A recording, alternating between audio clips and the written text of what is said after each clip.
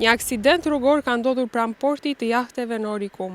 Automjeti tip Benz si pasojë e shpejtësisë të lartë ka dalë nga rruga. Raportohet për 2 persona të plagosur, të cilët ndodhen jashtë rrezikut për jetën. Aksidenti në fjalë ka ndodhur rreth orës 10:30 minuta në aksin rrugor Radhim Orikum. Pranë portit të jahteve, një Benz ka dalë në pjesën anësore të rrugës.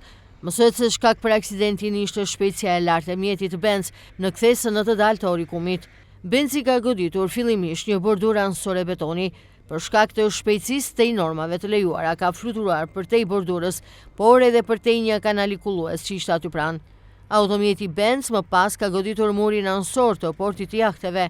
Sipas informacioneve, si pasojë e aksidentit kanë mbetur të plagosur 2 persona.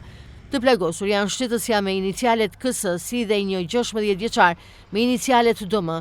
Të dy janë transportuar me urgjencë drejt Spitalit Rajonal të Vlorës, ndërsa raportohet se fatmirësisht janë jashtë rrezikut për jetën.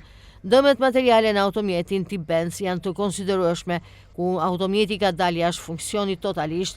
Policia e Vlorës ka mbërritur në vendin e ngjarjes, teksa ka marrë menjëherë të gjitha provat përkatëse për zbardhjen e plotë të gjitha detajeve dhe rrethanave se si ka ndodhur aksidenti.